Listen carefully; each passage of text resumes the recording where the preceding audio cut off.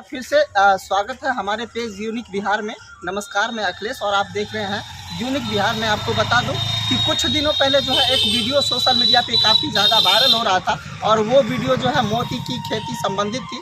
और हमारे पीछे की बैनर आप देख सकते हैं, हमारे पीछे जो बैनर है पर्ल फाउंडेशन दलसिंह सराय में जिसका ब्रांच है। और मैं आपको बता दूं कि मोती की खेती के लिए ये फाउंडेशन जाना जाता है। और इस फाउंडेशन की अगर मैं बात करूं तो यहाँ पे प्रशिक्षण के लिए लोग अलग स्टेट से भी यहाँ पे प्रशिक्षण के लिए आते हैं।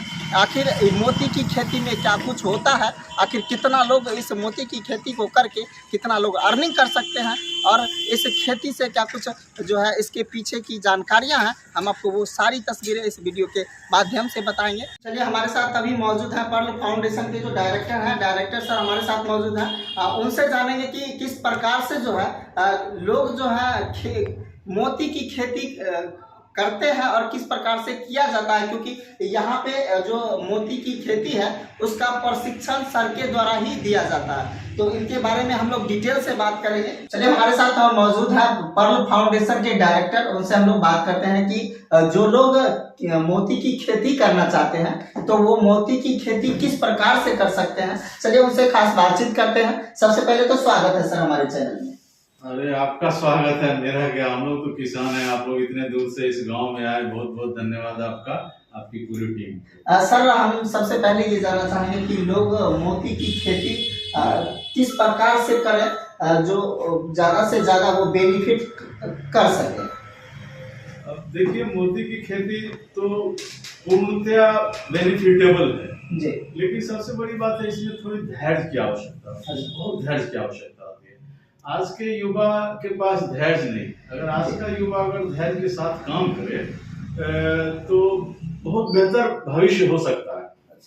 हमने तो बिहार के पूरा प्रशासनिक पदाधिकारियों के साथ भी हमारी मीटिंग होते रहती है, तो मैं उनसे बात करता हूं कि इसको गवर्नमेंट लेवल पे किया जाए। कुछ परेशानियां हैं बिहार के फार्मर्स के लिए, तालाब वगैरह की समस्याएं हैं जो सिर्फ मल्लाहों को दी जाती है, उस पर बात होते रहती है। तो ये बहुत इजी फार्मिंग है, बहुत इजी फार्मिंग। सर, क्या प्रोसेस है उस खेती को करने के लिए? इसके लिए है क्या कि जैसे मछली पालन करते हैं उसी तरह सितुआ पालन करते हैं। थोड़ा सा टेक्निकल है कि सितुआ को ऑपरेशन करके उसमें न्यूक्लियस है, मैं अगर दिखाऊं तो आप देखना चाहें, जैसे कि ये न्यूक्लियस होता है ना सर। ये क्या चीजें क्या होती है ये? मतलब फर एक तरह से फर्मा, हाँ, डिजाइन बोल देते हैं। जैसे मोती आप जानते होंगे, आप अभी तक गोल मोती देख, यानी कि अलग अलग तरीके के, जैसे हनुमान जी का फर्मा है, फूल का है, लक्ष्मी जी का है, स्वास्तिक का है, अलग अलग एक तरह से फर्मा ये हुआ। तो इस तरह से हम सितुआ को सर्जरी करते हैं जी, और सर्जरी करके हम उसमें देखिए ये इस तरह से है जी, ये है ओम में, ये स्वास्तिक में। तो जैसा हम डिजाइन डालेंगे जी, वैसा मोती हमको 12 से 18 महीने कम से कम पालना होगा, उसके बाद हमारा मोती तैयार। जैसे मान लीजिए कि ये मोती आपका तैयार हो जाती है, तो एक मोती की जो बाजार में कीमतें होती है, क्या कीमत रहने वाली है उसकी? अगर हम इसकी बात करें तो ये मुख्य रूप से धान है जी, तो इसकी कीमत अगर हम 2 साल में लेते हैं जी, देखिए कीमत पर थोड़ा हड़बड़ाइए नहीं जी। एक सितुआ का टोटल तैयार होने में, शुरू से लेकर तैयार होने में टोटल कीमत 40 रुपए पड़ता है जी, और एक 40 रुपया में 2 मोती मिला, एक का कीमत 20 रुपया जी, यह 2 साल का। लेकिन अगर इसको हम 6 साल छोड़ देते हैं जी, तो इसकी कीमत 2000 रुपये हो जाएगी। अच्छा, क्योंकि इस पर जितना ज्यादा लेयर चढ़ेगा उतनी खूबसूरत होगी और उतना ज्यादा कॉस्टिंग मिलेगा। अब अगर इसी की अगर हम बात करें तो एक मोती आपको उत्पादन करने में 20 रुपया लगा, और यह कम से कम 100 रुपया में बिकेगा, मतलब 500 गुना प्रॉफिट की तो बात हमने कर लिया। लेकिन जो मोती उत्पादन में जो चीजें होती है, जैसे मोती उत्पादन होती है तो उसमें भी जीव रहते हैं, हाँ, तो वो भी तो कुछ भोजन करते हैं। बिल्कुल, तो उसका भोजन क्या होता है सर? इसका भोजन होता है स्पाइरुलिना हो गया, फ्लोरेला हो गया, एल्गी हो गया। अच्छा, वो सब टेक्निकल चीजें हैं। इसकी उपलब्धता कहाँ से किसान कर सकता है? बनाना है, सब आप बना सकते हैं। अपने यहाँ प्रशिक्षण जब दी जाती है तो जैसे मैंने अभी 40 रुपया इसका कॉस्टिंग बताया, तो जिसमें सितुआ आप बाहर से खरीदें, न्यूक्लियस जो मैंने आपको दिखाया तो ये बनाने में इसका कॉस्टिंग आता है 50 पैसे से 60 पैसा। अच्छा। अगर यही आप बाहर से खरीदते हैं तो ज्यादा महंगा होता है। अच्छा। तो आप 50 पैसे में खुद बना लीजिए, 1000-2000 खुद बना लीजिए। सितुआ आपके आसपास तालाब में होता है। फर्क क्या है कि 52 तरह का सितुआ होता है, मात्र 3 तरह का सितुआ है जिसमें मोती उत्पादन। उसको आप प्रशिक्षण में सीख लीजिए, आपके यहाँ मिल जाएगा, फ्री में मिल जाएगा। 2 रुपए 4 रुपए 5 रुपए दे दीजिए मल्लाहों को, तो आप रोजगार भी देना शुरू कर दिए। इसका भोजन बहुत ज्यादा महंगा नहीं है, आप खुद बनाएंगे। जो हम लोग सिखाते हैं ये बनाना, इसकी पहचान, सितुआ की पहचान, इसका भोजन हम कैसे बनाएंगे, आप खुद बनाइए ना। तो इसकी जानकारी आप लोग ट्रेनिंग में पूरी तरह से हम लोग बता देते हैं। जब तक आपके ब्रेन में क्वेश्चन होगा आप काम बढ़िया नहीं कर पाएंगे। तो हम लोग क्वेश्चन लेस करके भेजते हैं। आपके पास जितनी क्वेश्चन है, जब तक आप फ्री नहीं होंगे तब तक नहीं कर पाएंगे। तो प्रशिक्षण का मतलब ही वही होता है कि आपके ब्रेन से सारे प्रश्न समाप्त, फिर आप बोल भी जाए, और फिर जहाँ परेशानी होगी वहाँ है हम लोग। सर, जैसे जो युवा इस वीडियो को देख रहे होंगे और जो लोग इस वीडियो के माध्यम से प्रशिक्षण लेना चाह रहे होंगे, तो वो आपसे कांटेक्ट किस प्रकार से कर सकते हैं? देखिए, प्रशिक्षण के बारे में कहना चाहूंगा कि भारत की सबसे बड़ी संस्थान है भारत सरकार की, सीफा भुवनेश्वर उड़ीसा, जहाँ से हम लोग पास आउट होके आए हैं और फिर कर रहे हैं और प्रशिक्षित भी करते हैं लोगों को। वहाँ लें, ज्यादा बेहतर है। उसके अलावे फोन राजस्थान से आ जाते हैं, केरला से आ जाते हैं, भुवनेश्वर से आ जाते हैं, उड़ीसा, जबकि वहाँ भारत सरकार की संस्थान है। तो अपने क्षेत्र में देखें जो बेहतर फार्मर्स हैं जो कर रहे हैं या प्रशिक्षक हैं, नहीं तो फिर अपने यहाँ आए, तो यहाँ तो है ही, आते ही रहते हैं लोग। जैसे कि सर, बातचीत के दौरान आपने बताया कि हमारे पास जो है देश ही नहीं विदेशों से, यानी कि नेपाल से भी लोग प्रशिक्षण लेने के लिए यहाँ पे आते हैं। अगर मैं दिखाऊं तो पूरा बंडल देख रहे हो फाइल में जी, हम आते हैं। सर, प्रोडक्ट्स की मैं बात कर लूं तो विभिन्न आकारों में आपका प्रोडक्ट्स बनाया गया है जी। सर, लोग इस प्रोडक्ट्स को ग्रहण करें जी, तो क्या कुछ फायदे हो सकते हैं इसके? देखिए, मोती का फायदा अगर देखें तो यह शीतलता, क्योंकि जलीय जीव है ना, जलीय से तैयार होता है, तो जल का मतलब होता है ठंडा, और ये चंद्रमा का प्रतीक जी। तो इसका सीधा असर आपके मस्तिष्क को ठंडे रखने में प्रयोग होता है। आप अक्सर देखते होंगे कि अनमैरिड लड़की को या साधु बाबा देते हैं या जो ज्योतिषी देखते हैं कि आप मोती पहनो ताकि गुस्सा कम आए, इसका पारिवारिक जिंदगी ठीक ठाक हो। वैसे इसका उपयोग जो है मेडिसिन इंडस्ट्री में भी होती है, कॉस्मेटिक्स इंडस्ट्री में जो मेकअप की सामान बनती है उसमें होती है, और फिर मेडिकल में, आयुर्वेद में आपने स्वर्ण भस्म, मोती भस्म सुना होगा, तो वहाँ इसका प्रयोग होता है।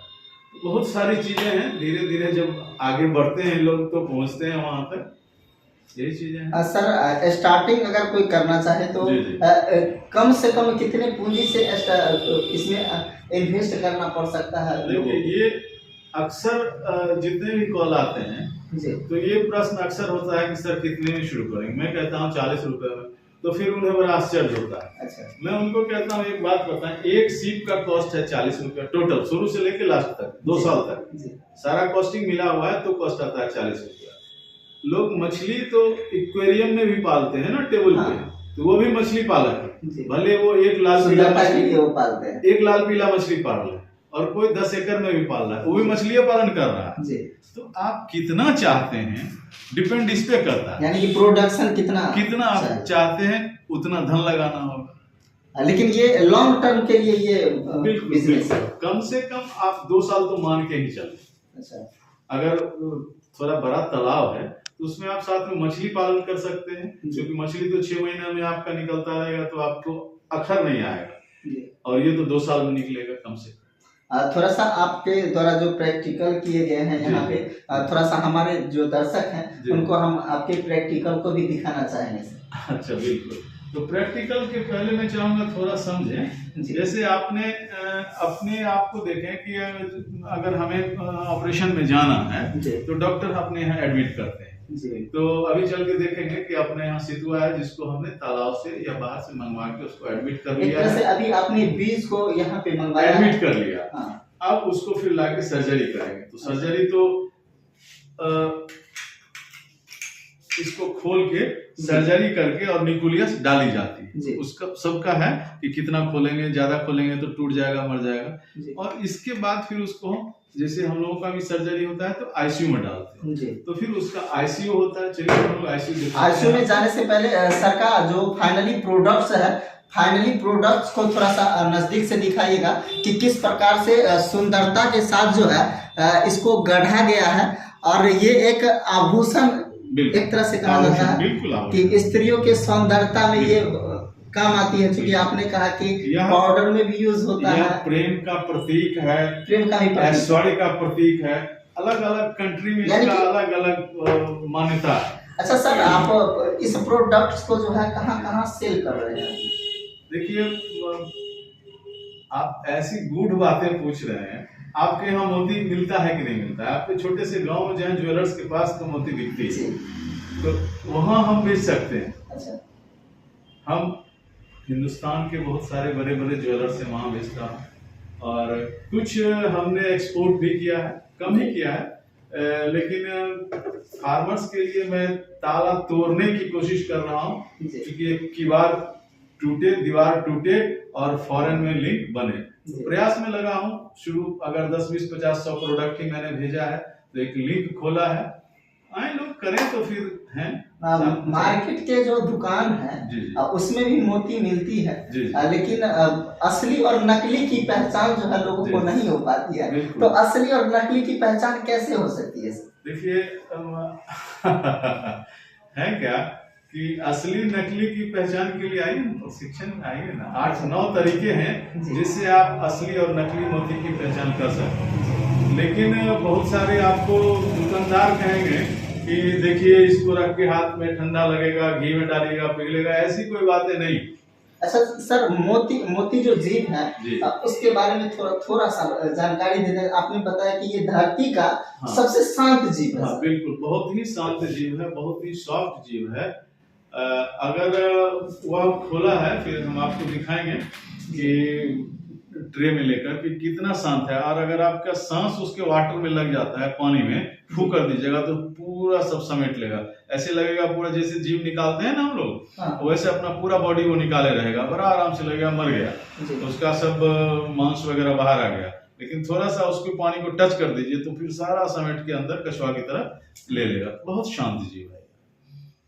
तो सर आईसीयू को हम लोग देखना चाहेंगे। हमारे जो लोग हैं बने रहे आप हमारे साथ, हम आपको वो आईसीयू दिखाएंगे से जो है यहाँ पे सर के द्वारा जो है आईसीयू बनाया गया है, और किस प्रकार से जो है यहाँ पे मोती की खेती का जो है प्रथम